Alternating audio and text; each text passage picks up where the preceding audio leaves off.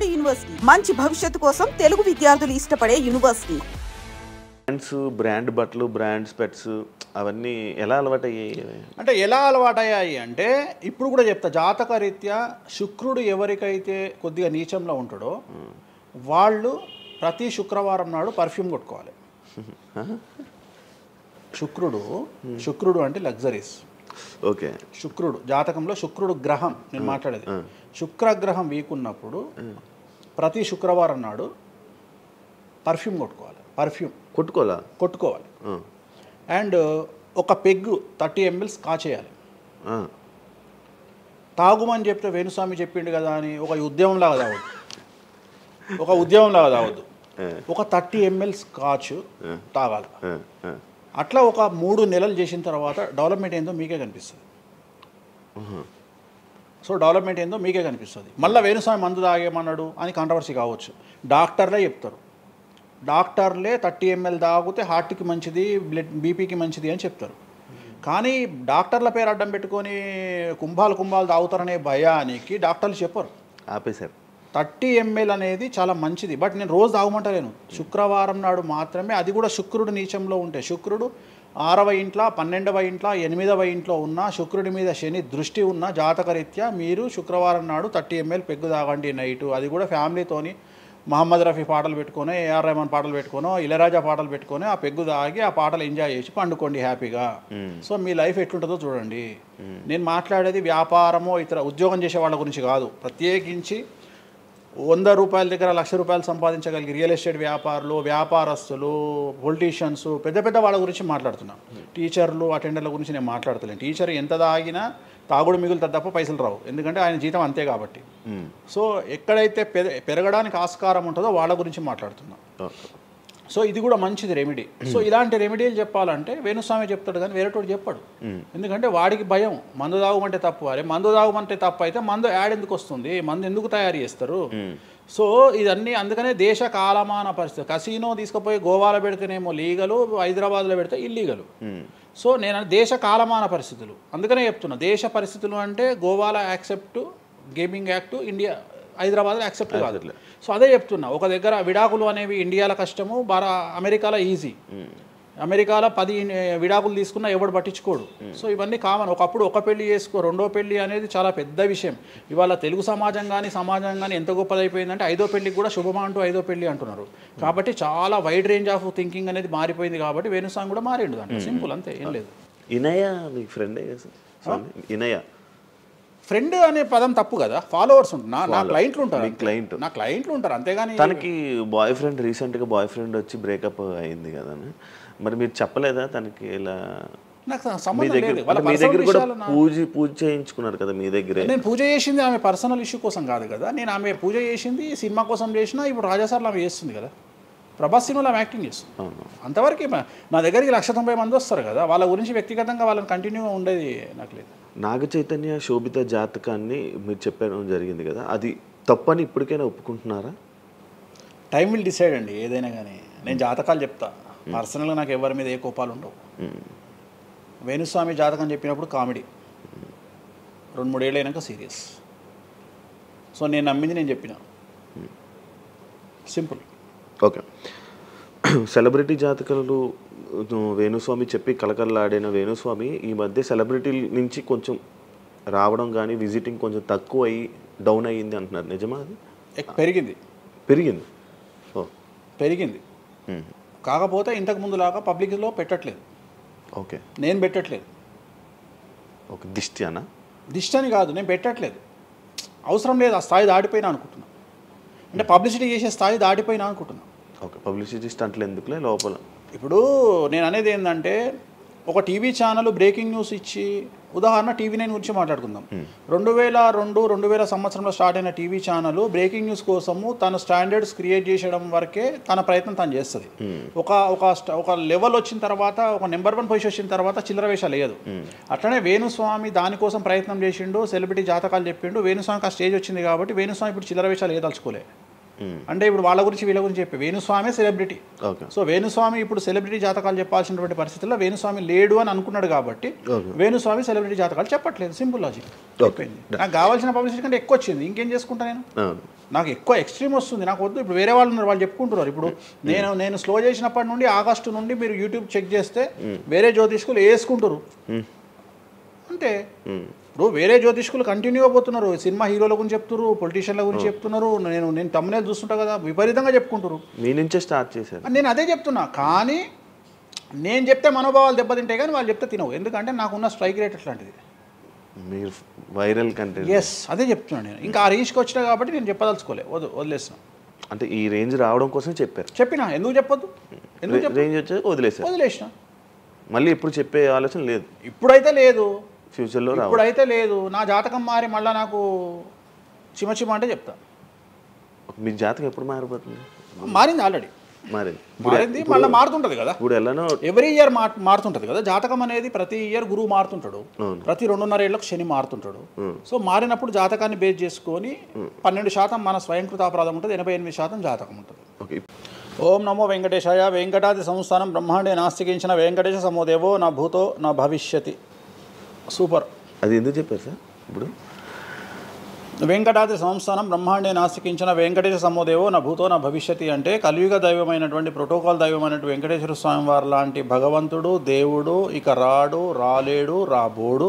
అలాగే ప్రపంచం మొత్తంలో తిరుమల లాంటి ప్రదేశము ఎక్కడా ఉండదు, అక్కడ ఉన్నంత మనశ్శాంతి ప్రపంచంలో ఎక్కడా ఉండదు అని దాని సారాంశం. దానికి ఇంటర్వ్యూకి సంబంధం ఏమైనా ఉందా? నేను ఫాలో అయ్యేది శ్రీ వెంకటేశ్వర స్వామిని, కామాఖ్య అమ్మవారిని. సో మనం ఏదైతే జనరల్గా మాట్లాడతామో ఆ మాట్లాడే సందర్భంలో ఈ జనరల్గా నాకు ఇప్పటి వరకు గత 20 సంవత్సరాల నుండి ఏ ఇంటర్వ్యూలో కూడా పేపరు పెన్ను ప్రిపేర్ అవ్వడము, పేపర్లు పెన్నులు పెట్టుకొని వచ్చి కూర్చోవడము అలవాట్లేదు. సో నేను కూర్చొని మాట్లాడింది అంతా కూడా ఆ స్వామి అమ్మవారు మాత్రమే పలికిస్తారు. సో నేను మాట్లాడే ప్రతి మాట నాకు సంబంధం లేదు. ఎందుకంటే మీరు అబ్జర్వ్ చేసిరు, నా దగ్గర ఏ పెన్ను లేదు, పేపర్ లేదు. మీరు ఏం అడుగుతారో నాకు తెలియదు. నేను మీతో ఈ ప్రశ్నలు అడగాలని నేను ఇంతవరకు చెప్పలేదు. సో మీరు ఏం అడుగుతారో మీ ఐక్యూ లెవెల్ని బట్టి ఉంటుంది. సో నాకు ఆన్సర్ చేసేది స్వామి అమ్మవార్లు ఆన్సర్ చేస్తారు. సో అది చెప్పి ఇంటర్వ్యూలో కూర్చోవడం నాకు అలవాటు. సో ఏదైనా మీరే పలికిస్తారు అనేటువంటి బ్లైండ్ నమ్మకంతో, గుడ్డి నమ్మకంతో ఆ స్వామిని అమ్మవారిని నమ్ముకొని కూర్చుంటాను ఇంటర్వ్యూలో. సో నాకు అలవాటు ఏంటంటే కలియుగ దైవం, ప్రోటోకాల్ దైవం మనం చూస్తుంటాం. మాకు రాముడు ఇష్టము, మాకు శివుడు ఇష్టము. వెంకటేశ్వర స్వామి వద్ద మాత్రమే డబ్బు ఉంటుంది, వేరే వాళ్ళ దగ్గర డబ్బులు ఉండవు. ఉదాహరణ, రాముడు ఉన్నాడు, సంవత్సరం నాడు ఒకటే రోజు ఆయన దగ్గరికి పోతాం మనం, అది శ్రీరామనవమి. శివుడు ఉన్నాడు, శివరాత్రి నాడు తప్ప ఎప్పుడూ పోము, కానీ ప్రతిరోజు వెళ్ళేది వెంకటేశ్వర స్వామి వారి దగ్గర. వెంకటేశ్వర స్వామి భోగమైనటువంటి అనుభవిస్తూ ఉంటాడు. ఆయనకు భోగ శ్రీనివాసులు అని వెంకటేశ్వర స్వామి వారు, మనం తిరుపతికి వెళ్తే తిరుపతిలో వెంకటేశ్వర స్వామి వారి దగ్గర చిన్న విగ్రహం ఉంటుంది కింద, దాన్ని భోగ వెంకటేశ్వర స్వామి అంటారు. అంటే ఆయనకున్నంత అనుభవించేదంతా ఆయన్ని అక్కడనే ఆ వెంకటేశ్వర స్వామి వారే అనుభవిస్తారు. సో అందుకనే ఆయనకు అంత లగ్జరీ లైఫ్ ఉంటుంది. సో లక్ష్మి కూడా వెంకటేశ్వర స్వామి వారి దగ్గరనే ఉంటుంది. అంటే మన కలియుగంలో ప్రోటోకాల్ దైవం అంటే వెంకటేశ్వర స్వామి. డబ్బును ఎంజాయ్ చేయాలి, డబ్బు రావాలి, లగ్జరీస్ అంటే వెంకటేశ్వర స్వామి. అందుకనే వెంకటేశ్వర స్వామి వారి మాట తీసుకొని మాత్రమే నేను ఇంటర్వ్యూని స్టార్ట్ చేస్తాను. మీకు డబ్బు రావాలి? ఎవరికి? మీకు. నాకు డబ్బు వచ్చింది ఆల్రెడీ, ఎనఫ్. ఎలా వచ్చింది? ఎలా సంపాదించారు? సంపాదించాలనే కసి ఉంటుంది కాబట్టి సంపాదిస్తాం. అంటే నేను ఎలా నమ్ముతా అంటే, ఒక సామెత ఉంటుంది, వీడి జాతకమే బాగుంటే వీడి జాతకాలు ఎందుకు చెప్పుకుంటాడు. సో నా జాతకం బాగుంది అని ప్రూవ్ చేసుకోవడానికి the first ever astrologer range rover వాడేటువంటి జ్యోతిష్కుడు నేను ఒక్కనే ఇండియాలో. సో అన్ని లగ్జరీస్ లైఫ్లో ఎంజాయ్ చేస్తేనే వేరే వాడికి మనం మాట్లాడేటువంటి రైట్స్ ఉంటాయి అనేటువంటిది ఉద్దేశం నాది. ఓకే, ఎగ్జాంపుల్ చెప్తా. ఒక తండ్రి ఒక 10 ఫోటోలు, ఒక Tendulkar photo, Modi photo, Amit Shah photo, ఒక ప్రముఖ హీరోయిన్ నయనతార ఫోటో, లేకపోతే ఒక రేవంత్ రెడ్డి ఫోటో, చంద్రబాబు నాయుడు ఫోటో, ఇట్లన్నీ తీసుకెళ్ళి పెట్టి ఇంట్లోకి వెళ్ళి తన కొడుకును పిలిచి, ఈ ఫోటోల్లో నువ్వు ఎవరు కావాలనుకుంటున్నావు అని అడిగితే వాడు అక్కడ ఉన్నటువంటి ఫోటోల్లో ఏదో ఒక ఫోటో పిక్ చేసుకుంటాడు. కానీ ఏ కొడుకు కూడా నీలాగా కావాలనుకుంటున్నా నాన్న అని చెప్పాడు. ఆ సిగ్గు వీడికి ఉండదు, అలా పెంచగలిగినటువంటి తత్వం వీడికి ఉండదు. సో నేను ఆ టైపు కాదు. నా కూతురు కానీ నా కొడుకు కానీ నీలాగా పెరగాలి నాన్న, నీలాగా నేను ఒక రోల్ మోడల్ అయితే నాన్న అనిపించుకునేటువంటి పరిస్థితి ఉన్నది. మీ ఫోటో కూడా పెడతారు అక్కడ?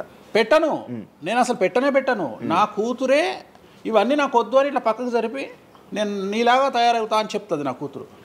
So that is my aim. So ఏం కదా సక్సెస్. నేను ఇవాళ నా కూతురు నన్ను చూస్తే నా తండ్రి నాకు రోల్ మోడల్ అని చెప్తుంది.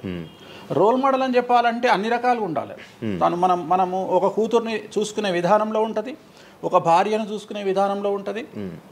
అలాగే సామాజికంగా మనం మన కూతురికి ఏమి ఇస్తున్నామో, కొడుకుకి ఏమి ఇస్తున్నాము, సమాజంలోకి వాళ్ళని ఎట్లా వదులుతున్నాము అనేటువంటిది కూడా అది ముఖ్యమైనటువంటి విషయం. సో ఇవన్నిటికీ సంసిద్ధతను వ్యక్తం చేయాల్సినటువంటి పరిస్థితి, వీటిని తయారు చేయాల్సినటువంటి పరిస్థితి నా మీద ఉంటుంది. సో నన్ను ఫస్ట్ ఎవరు కూడా క్వశ్చన్ చేయడానికి వీలు లేదు. అంటే నా దగ్గరకు వచ్చేవాడు, వేణుస్వామి నీ జాతకం బాగుంటే నువ్వు జాతకాలు ఎందుకు చెప్పుకుంటావు? సో ఇప్పుడు నేను ఒక హీరోయిన్ని తయారు చేయాలి అంటే ఎలా తయారు చేయాలో నాకు తెలుసు.